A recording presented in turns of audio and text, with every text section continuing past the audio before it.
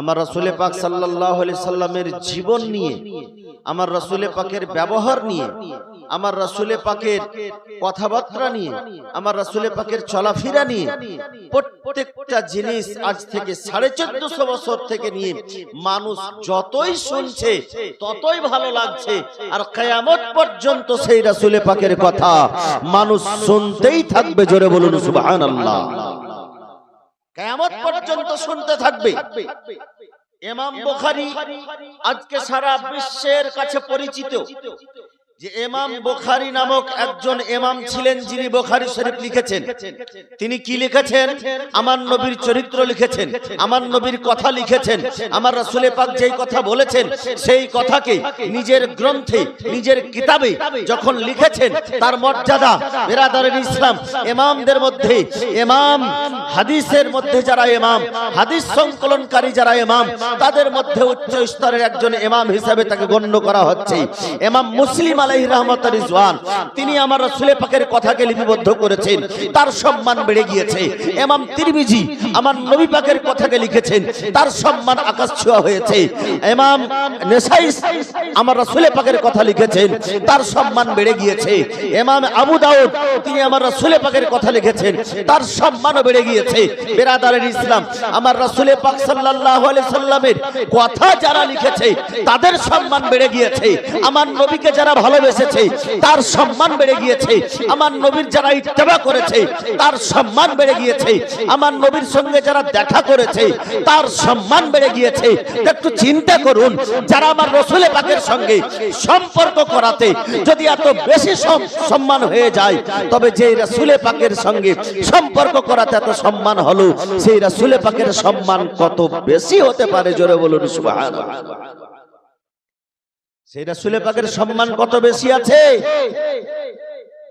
আল্লাহর কিতাব কোরআন বলতেছে, ওয়ারা ফা'না লাকা যিকরাক, হে আমার প্রিয়তম হাবিব, আমি তোমার সম্মানকে বাড়িয়ে দিয়েছি। জোরে বলুন সুবহানাল্লাহ। সেই নবীজির সম্মানকে বাড়িয়ে দিয়েছে। আরে নবীজির সম্মান, আজকে নবীর সঙ্গে প্রেম করলে তার সম্মান বেড়ে যায়, নবীর কথা বললে তার সম্মান বেড়ে যায়। নবীর কথা হাদিসে পাক পড়ার পরে একজন আলিম যখন ইলমে দ্বীন হাসিল করে, যখন আলিম হয়ে যায়, তো মানুষের মধ্যে তার সম্মান বেড়ে যায়। কতটা সম্মান বাড়ে? আমার রাসূল পাক সাল্লাল্লাহু আলাইহি সাল্লাম ইরশাদ করেছেন, ফাজলুল আলিমে আলাল আবিদে কাফাজলিল কামারে লাইলাতুল বাদরে আলা সাইরিল কাওয়াকিব। একজন আলিমের ফজিলত আবিদদের মধ্যে ওই রকম যেমন পূর্ণিমা রাত্রিতে চন্দ্রের মধ্যে, পূর্ণিমা রাত্রিতে নক্ষত্রের মধ্যে চন্দ্রের মর্যাদা, ঠিক সেই রকম একজন আলিমের মর্যাদা। আলিমের মর্যাদাটা কেন হয়েছে? একমাত্র আমার রাসূল পাক সাল্লাল্লাহু তাআলা আলাইহি ওয়াসাল্লামের কথা পড়ার পরে, শিক্ষা অর্জন করার পরে, আমার নবীজি যে শিখিয়েছেন সেই শিক্ষা অর্জন করার পরে সে আলিমে দ্বীন তৈরি হয়েছে, তার জন্য তার মর্যাদা বেড়ে গিয়েছে। তো সেই রাসূল পাকের মর্যাদা কত বেশি হতে পারে? জোরে বলুন সুবহানাল্লাহ। বিরাদারিন ইসলাম, আমার রাসূল পাক সাল্লাল্লাহু আলাইহি সাল্লামের জীবনী জলসা আজ থেকে আরম্ভ হবে, জীবনীর মাধ্যমে শুনতে পাবেন। শৈশব কাল থেকে নিয়ে আমার রাসূল পাক সাল্লাল্লাহু তাআলা আলাইহি ওয়াসাল্লামের প্রতিটা মুহূর্ত আল্লাহ তাবারাক ওয়া তাআলা পৃথিবীবাসীকে জানিয়ে দিয়েছে যে নবী আল্লাহর বন্ধু, আল্লাহর প্রিয়, আল্লাহর হাবিব। সেই নবীর তুলনা আর পৃথিবীতে কোনো জিনিস নাই। আমার রাসূল পাক মায়ের গর্ভে থাকায় আল্লাহ বুঝিয়ে দিয়েছেন যে নবীর যে মা, সেই যুগের যত মহিলা আছে সব মহিলা চাইতে উত্তম। জোরে বলুন সুবহানাল্লাহ। যে রাসূল পাক সাল্লাল্লাহু আলাইহি সাল্লামের মা, রাসূল পাক গর্ভে থাকা অবস্থায় পানি নিয়ে আসার জন্য গিয়েছেন, তো পানি নিজে উপরে উঠে গিয়েছে। রাস্তার গাছপালা আমার নবীর আম্মাকে ঝুঁকে গিয়ে সালাম পেশ করেছে। রাসূল পাক সাল্লাল্লাহু আলাইহি সাল্লাম এখন মায়ের গর্ভে, তার মর্যাদা পৃথিবীবাসীকে দেখিয়ে দিয়েছেন আল্লাহ পাক। তো পৃথিবীতে আসার পরে সেই নবীর মর্যাদা কত বেশি হয়েছে। আল্লাহু আকবার। রাসূল পাক সাল্লাল্লাহু আলাইহি সাল্লাম কিতাবের মধ্যে পাওয়া যায়, যখন দুনিয়াতে আসলেন হযরতে জিবরাইল আমিন আমার নবী মুস্তাফা সাল্লাল্লাহু আলাইহি সাল্লামকে নিয়ে সারা পৃথিবীতে ঘুরিয়েছেন। সারা পৃথিবীতে জমিন ও আসমান, পুরো জমিনের বুকে সমুদ্রের সফর করিয়েছেন, মাঠ ময়দানের সফর করিয়েছেন। 18,000 মাখলুকাত আল্লাহ পাক সৃষ্টি করেছে। সমস্ত সৃষ্টি জগৎকে আমার নবী মুস্তাফার দিদার করিয়ে বলে দিয়েছেন, ইনি হচ্ছেন বিশ্বের আকা। সমস্ত জগতের মালিকানা আল্লাহ এই নবী মুস্তাফাকে দিয়েছেন। বেরাদারের ইসলাম, এবং সবাই সেই সময় দারিন্দা পারিন্দা চারিন্দা যত মানব দানব ছিল, সকলেই আমার রাসূল পাক সাল্লাল্লাহু আলাইহি সাল্লামকে আকা হিসাবে, মুনিব হিসাবে, মালিক হিসাবে, নেতা হিসাবে গ্রহণ করে নিয়েছে।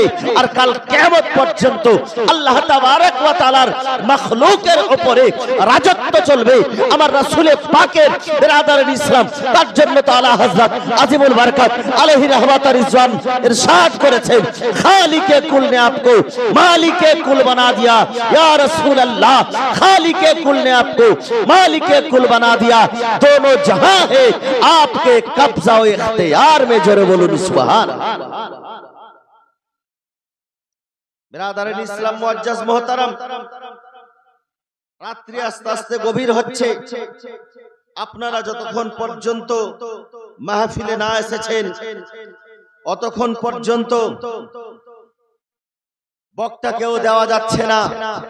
তবে আমার মন বলছে যেহেতু রাত্রি 10টা বেজে গেছে, বক্তা সাহেব রেডি হয়ে গেছেন, কিন্তু আমি দেখতে পাচ্ছি আমার মডেলের গ্রামবাসী, আশেপাশের বাড়ির লোকজন এসে মাহফিলে বসেননি। মা বোনদেরকেও বলবো বক্তা এক্ষুনি চলে আসছেন, আপনারা দেরি না করে অতি শীঘ্রই আপনারা মাহফিলের দিকে আসুন এবং বসুন।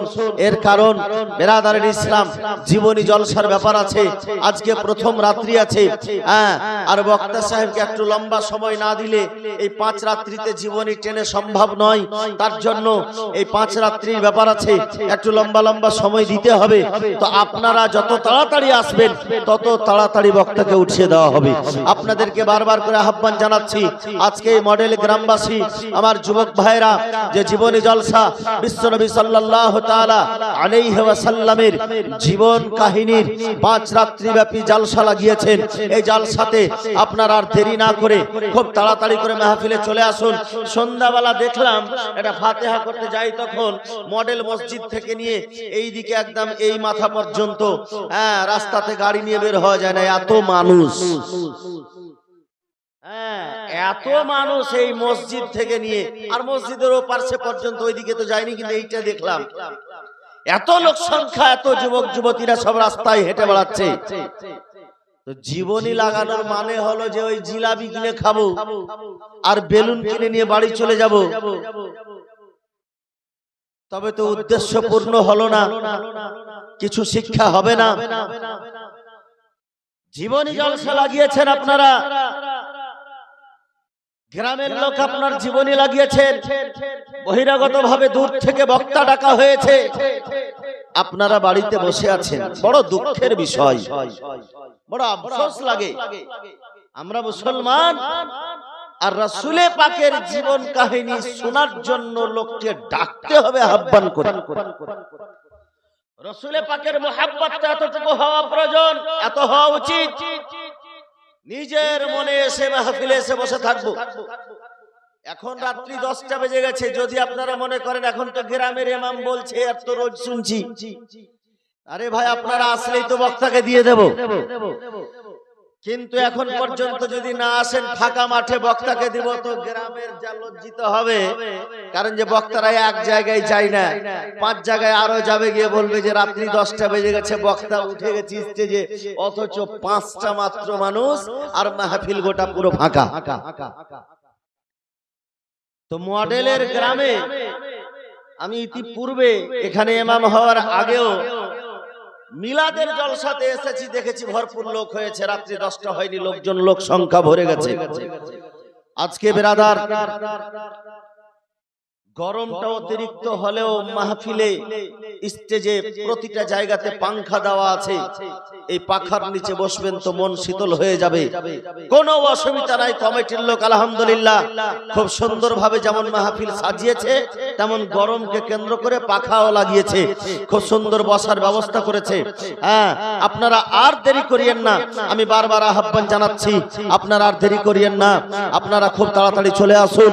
বক্তা সাহেবকে কিছুক্ষণের মধ্যে ইনশাআল্লাহ দিয়ে দেওয়া হবে। বেরাদার, খুব তাড়াতাড়ি করে চলে আসুন।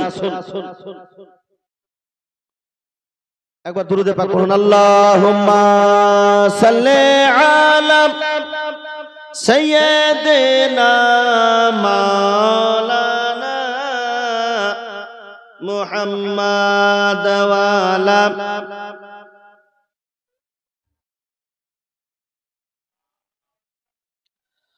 মুহাম্মাদ। আল্লাহুম্মা সাল্লি আলা সাইয়্যিদিনা মাওলানা মুহাম্মাদ ওয়া আলা আলিহি।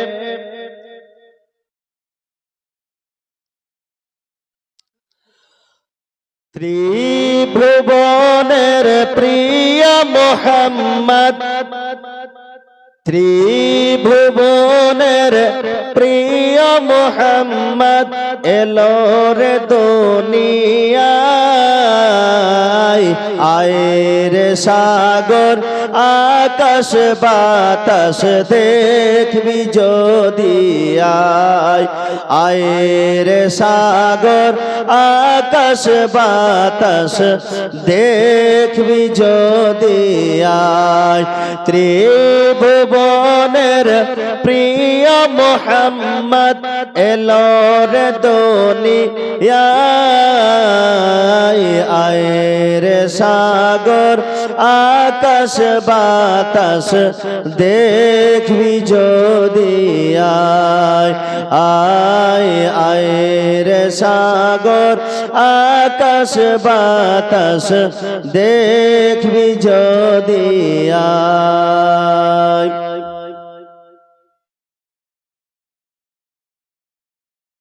ব্রাদার ইসলাম মুআজ্জাজ মুহতারাম সামাইলে ইকরাম বয়োজ্যেষ্ঠ বাবাজিরা আমার, পর্দানা সীমা ও ভগ্নীগণ আমার, জালসার কাজ আরম্ভ হয়েছে। আমি আপনাদের সম্মুখে আয়াতে কারিমা আয়াতে শরীফা তেলাওয়াত করেছি, ওয়া রাফা'না লাকা যিকরাক। হে আমার প্রিয়তম হাবিব, আমি তোমার সম্মান, তোমার মর্যাদাকে উঁচু করেছি।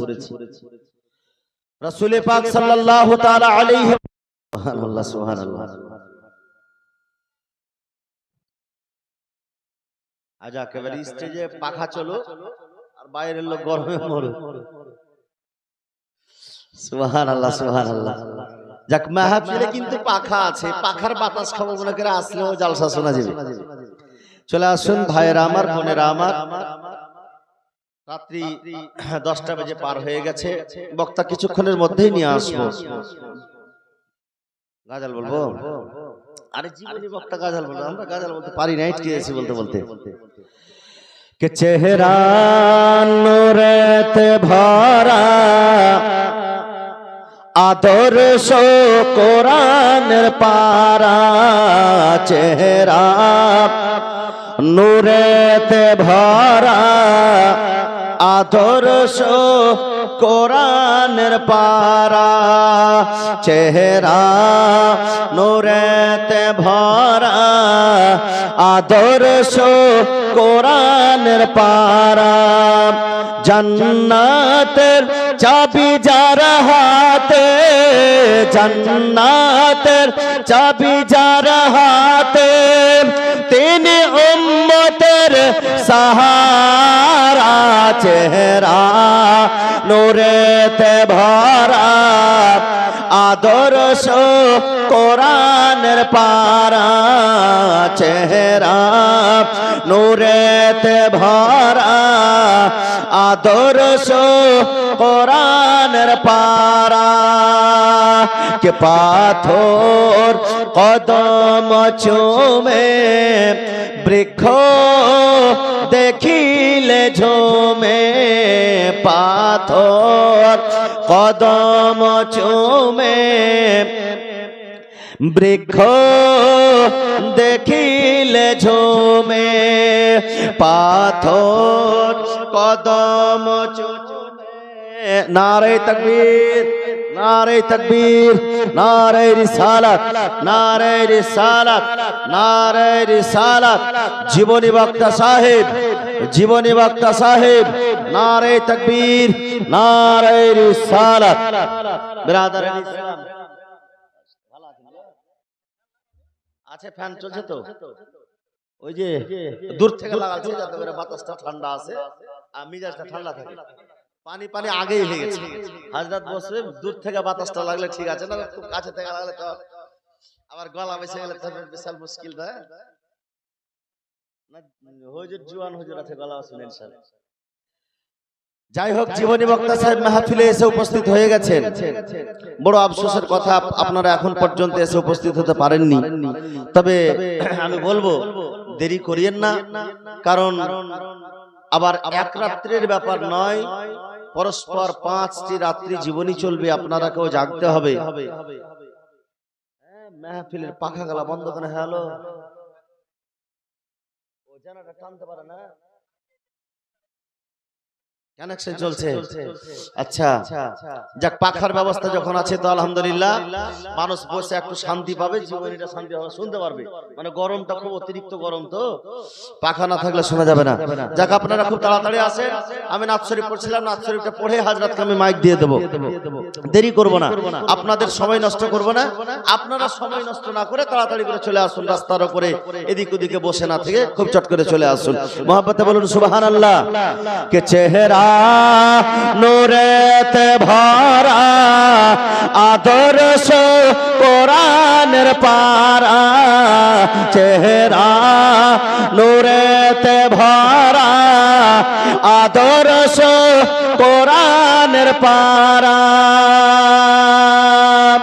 জান্নাতের চাবি যার হাতে জান্নাতের চাবি যার হাতে তিনি উম্মতের সাহারা চেহারা নূরেতে ভরা আদর্শ কোরআনের পারা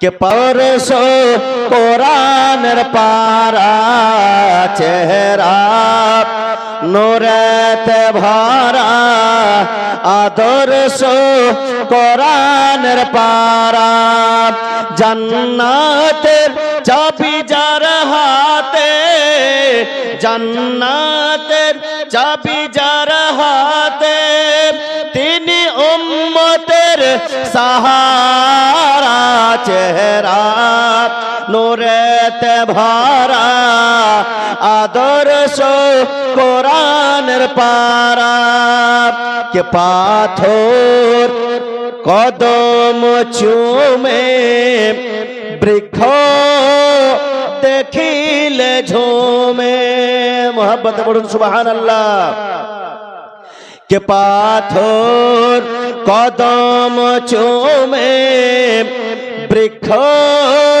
দেখিলে ঝুমে পাথর কদম চুমে বৃক্ষ দেখিলে ঝুমে ঝাঁকে ঝাঁকে সালাম দে, ঝাঁকে ঝাঁকে সালাম দে, जन्नतेर फरिश्तारा चेहरा नूरेते भरा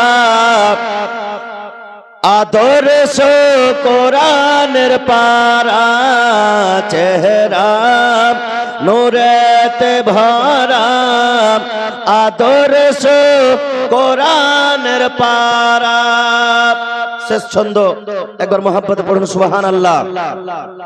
কে খুশবু ঘামের ফোঁটাতে থু থু ব্যথা মিটাতে, খুশবু ঘামের ফোঁটাতে থু থু ব্যথা মিটাতে, সে নবীর আঙ্গুলের, সে নবীর আঙ্গুলের বর্ণ পানির ধারা চেহারা নূরেতে ভরা आदर्श कुरानेर पारा चेहरा नूरेते भरा आदर्श कुरानेर पारा। ब्रादर इस्लाम मुअज्जज मोहतरम, আমি আপনাদের সম্মুখে আয়াতে কারিমা আয়াতে শরীফা তেলাওয়াত করেছিলাম ওয়া রাফা'না লাকা যিকরাক।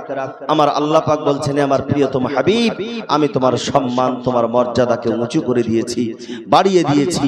ব্রাদার ইসলাম কতটা সম্মান বাড়িয়েছে যে আমার রাসূল পাক সাল্লাল্লাহু আলাইহি ওয়াসাল্লাম সাল্লামকে সারা পৃথিবীর বুকে জমিন ও আসমানের মধ্যে 18,000 মাখলুকাতকে আল্লাহ সৃষ্টি করেছেন এবং সৃষ্টি জগতের মধ্যে সবচাইতে সেরা করে আমার নবীকে পাঠিয়েছিলেন। জোরে বলুন সুবহানাল্লাহ। বেরাদার সেই নবীর মুহাব্বতে পড়ে আজকে জীবনী জলসা যারা শুনতে আসবেন ইনশাআল্লাহ ঈমান তাজা হয়ে যাবে, মন পরিষ্কার হয়ে যাবে এবং রাসূল পাক সাল্লাল্লাহু আলাইহি সাল্লামের আদর্শ থেকে কিছু শিক্ষা অর্জন হবে। ইসলাম আমাদের জীবনী বক্তাও খুব দুর্দান্ত জীবনী বক্তা, আপনারা নিমন্ত্রণ করে ডেকেছেন। সুবহানাল্লাহ। মডেল গ্রামবাসীর ভাগ্য যে খুব সুন্দর সুন্দর বক্তারা এই গ্রামে আসছেন। প্রায় বেরাদার ইসলাম 10:30 নাগাদ বাজতে যাচ্ছে, তাই আমি আর দেরি না করে আমি বক্তা সাহেবকে আপনাদের সম্মুখে পেশ করে দিচ্ছি।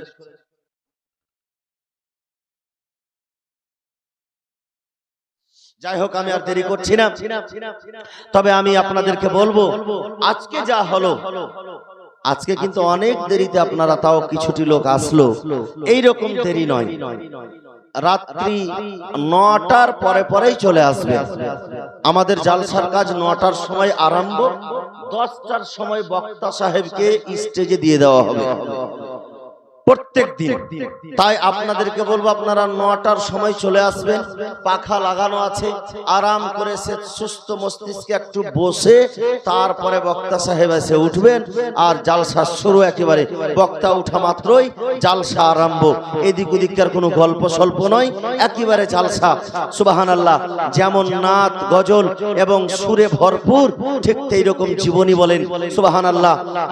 অনেক দিনকার পরিচিত, আমার অসুবিধা নাই, বক্তা জগতে যখন আছি পরিচিত আছে।